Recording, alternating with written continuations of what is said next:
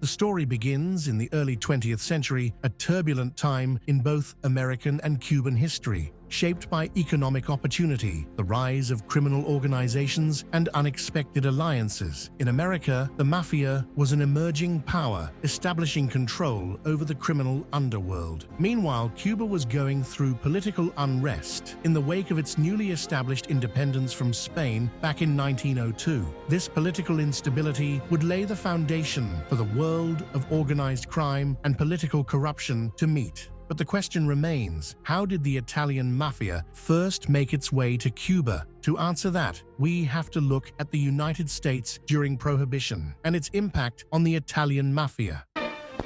World War I is over, and so are America's days of legal alcoholic drink. Convinced self-sacrifice and sobriety will bring prosperity and peace. As it won victory in war, Americans praise passing of the dry law.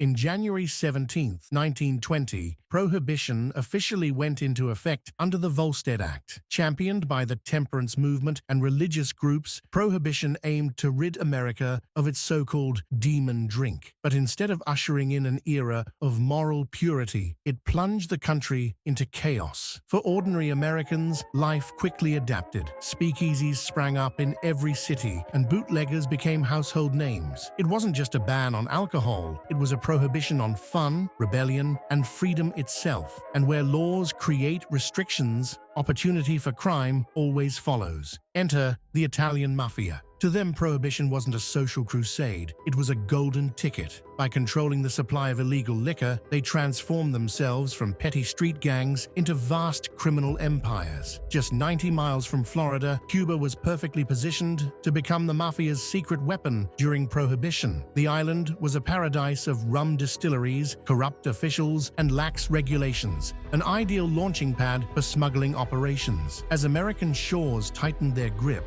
Mafia figures partnered with Cuban officials to ensure a steady flow of illicit liquor into the United States. But Cuba wasn't just a waypoint, it was an investment. The Italian Mafia didn't just stop at smuggling. They began laying the groundwork for an empire in Cuba. Casinos, brothels, and gambling halls popped up across Havana, funded by mob bosses eager to expand their influence. Even after Prohibition ended in 1933, their foothold in Cuba remained a critical piece of their operations. At the heart of this underworld empire was a larger-than-life figure by the name of Salvatore Lucania. Born in Italy, Luciano arrived in New York City in 1906. A wide-eyed 9-year-old from Sicily, the American dream seemed a world away. But in the shadowy alleys of Manhattan's Lower East Side, Lucania, better known as Lucky Luciano, found his path to infamy. By his late teens, Luciano was already climbing the ranks of New York's underworld. But unlike other mobsters of his time, Luciano wasn't content with petty rackets. He saw the Mafia as a fragmented beast, powerful, yes, but unruly and divided by old-world rivalries. And he had a vision to change it all. In 1931, Luciano made his move. In a brazen and bloody coup, he orchestrated the murders of Joe Masseria and Salvatore Maranzano, the two most powerful mafia bosses in New York. With their deaths, Luciano dismantled the old guard, ushering in a new era of organized crime. Luciano didn't just take control, he revolutionized the Mafia. Under his leadership, the infamous commission was born, a council of mafia families that replaced infighting with structure and strategy. Luciano transformed the Mafia into a business empire, profiting from bootlegging, gambling, narcotics, and prostitution. And at the center of it all was Luciano himself, the undisputed king of the underworld.